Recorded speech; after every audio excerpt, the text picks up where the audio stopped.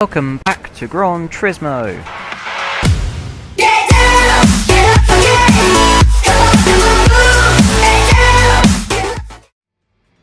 Hello and welcome to episode 16 of my car review series. I'm finally back on Gran Turismo after a long sort of break thing. I don't know exactly what it was, but I just kind of got out of PS3 for a while. I don't know why. I just felt like it. And so I'm reviewing today the Infiniti G20 from 1990. I first saw this car in Gran Turismo 5 and I absolutely loved it. So I'm planning to, hopefully this car will be as good as I expected it to be. It's 499 performance points, 363 brake horsepower, weighing in at only a tonne or 1,018 kilograms. It is front engine front wheel drive, so I'm expecting, I want to say I'm expecting a lot of understeer, but on Gran Turismo 5 it didn't understeer that much as I expected it to. So this will be an interesting car to drive for me personally, as well as you. It's 37 kilograms force meter torque, as I learnt last episode, and it's 2.8 kilograms per brake horsepower power to weight ratio. I've already checked the settings, but I will check one more time just to make sure they haven't reset themselves, as they sometimes do. And let's get into the track. I'm probably going to go. Interesting decision here. Which way should I go? I'm gonna go. I'm gonna go backwards after this car has gone past, and I'll go into the pit area thing. It is standard, so there's just no interior, unfortunately. I'm trying to reverse around. It's proving quite difficult. It doesn't seem like turning circle. It's quite good. So we've got the rear of the car here. Of course, there's no reverse lights because it's standard. Yep. So there's the. Looks like the brake lights are. The only brake light is the spoiler brake light. I can't see any other brake lights that are flashing on and off. It's kind of strange, I have to admit that. And then you've got the front of the car, which looks personally just as nice. There's the horn. And nothing to look at there. Speed goes up to 160 miles per hour, so should be fairly good. The interior, pretty normal for a standard road car, I think. Yep. And back to the bonnet view, or roof cam, sorry, because it says bonnet view, but it's actually a roof cam. I'm going to have to be fairly careful with this lobby, because there are a couple cops running around, so I believe it's 70 miles an hour, so anyway. Whilst there's no cars here, I'm going to test out the burnout, see if there is one, or how long it goes for. Okay, I'm expecting this to be understeering now for that. Can wait for this crazy guy to go past so he can't see me. Okay, so acceleration is very, very good, which is handy. I mean, considering this car's front wheel drive, it's just how what I expected it to be actually from GT5. It doesn't understeer as much as I expected it to. It's a very fun car to drive. I'm sort of driving this car like, if you're taking a corner, if you're braking, it acts just like a front wheel drive car. But as soon as you get on the gas, or the accelerator if you're English, which I am, I don't know why I said gas, that's weird. But when you get onto the accelerator, as soon as you get into maybe second or third gear, it acts just like a rear-wheel drive car. When you take a corner, it turns into a sort of rear-wheel drive concept. I can't really explain it very well. It's almost like a hybrid. Through acceleration and braking, it acts like a front-wheel drive car, but when you actually take a corner, it acts like a rear-wheel drive car, which is kind of strange.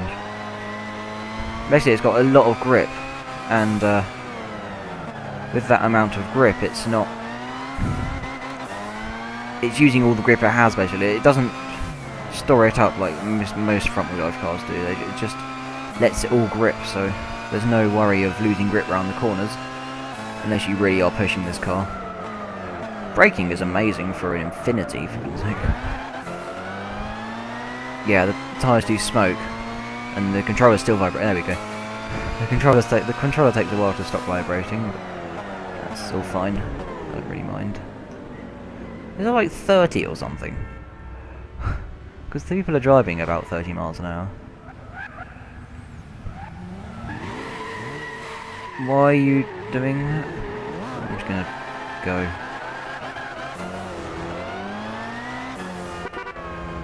Okay. Right, is there any clock behind me? Nope. Alright. I think this can go up against at least on this track, I think this would be able to go up against the RX-7s and the like. I think there's a Skyline behind me. So, oh no, it's an M5, I think, or an M3, M5. Okay, it's not struggling at all. Why did he just hit me? I have no idea. I was just I couldn't even see him, so I don't know why. I don't know if he'll blame me for it. I'm going to stick at 70 miles an hour because I think this car may be a cop. Stop hitting me!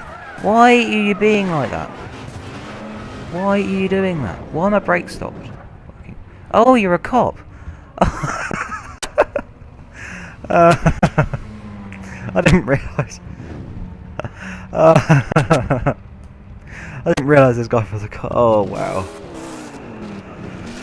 Oh dear. This is bad. I had no idea.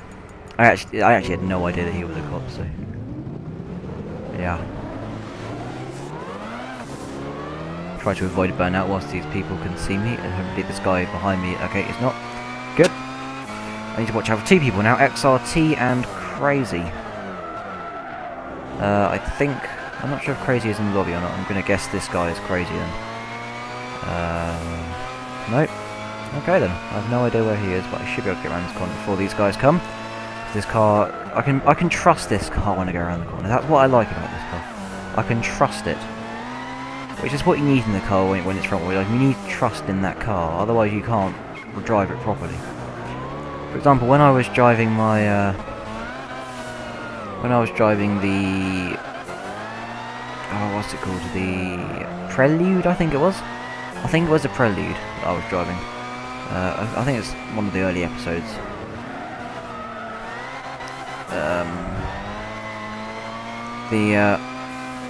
I had no trust in the car because I felt like it was always going to either understeer or just not turn. Or that's what understeering is. But I always felt like it was going to understeer or just I can't really. It's kind of difficult to explain with this car, but I always felt like it was going to understeer around the corners, and that was one of the disadvantages of the Prelude and Civics and stuff like that when they're stock.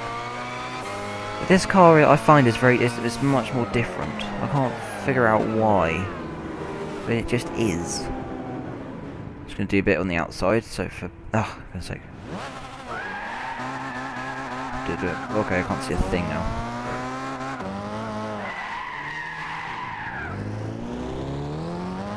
Oops.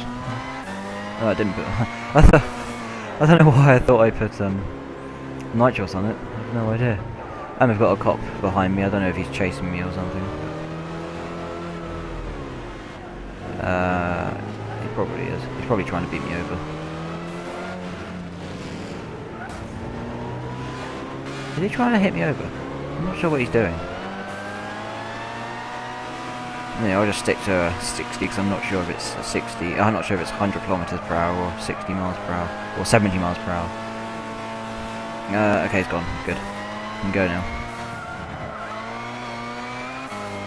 Now let's see if I. Oh, I've already got down to over 100 miles per hour. This car is good. I expected this car to be fairly good, but not this good. That's close. That's really close. Oh, so much fun. I'm enjoying this so much. The time has gone past so quickly already. I'm already basically at the end of the video, so yeah, that was a interesting episode. So overall, I would recommend this car to pretty much any front-wheel drive beginner. If you like driving front-wheel drives or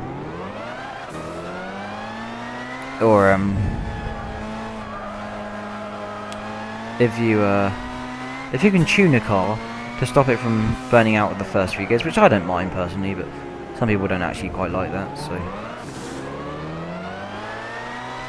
which is fairly good, I guess. Luckily, Crazy is the main cop is going the wrong way around the tracks, or the way that I'm going around the track, so I should be fine there. Yeah, so the car is very easy to drive. I have to admit that it's a very, very easy car to drive, for front-wheel drive at least. if you really, really push the car as hard as you possibly can, you may start spinning your tyres around the corners. I'll try and... There you go. So I just pushed it just a bit too far and it just cut out the spinning tyres. But the differential seems to be really working well. I'm going to let this car just reverse into the place where it should be. Because he clearly forgot to brake. Oh, handbrake, there we go. For the amateur and professional market, you don't even have to tune it, to be honest. I would definitely drive this for a track day or whatever, especially if it's a front wheel drive sort of thing. That would be really handy. So just a cloud of cars going around the track here, which I'm currently behind.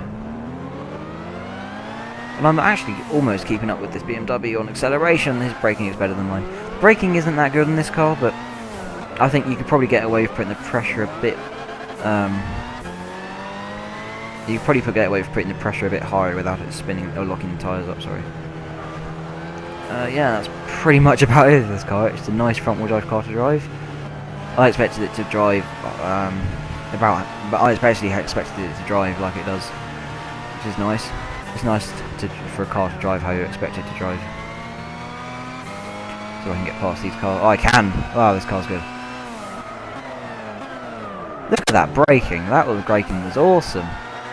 That was absolutely awesome. I'm going to get pulled over one more and then I'll just... if I can. I don't know if I can actually get pulled over one more time because... Oh well. What's this in front of me? Is this a GT in front of me? No, LFO, okay. Anyway, I'm going to end the episode here, so... Oh, okay, I just crashed the car. I've already done the conclusion, so... I've been XeinsGaming. This has been me reviewing on Gran Turismo the Infiniti G20, which I originally found out on Gran Turismo 5, which was an amazing car, and it still is to this day. And I will see you in the next video. See ya.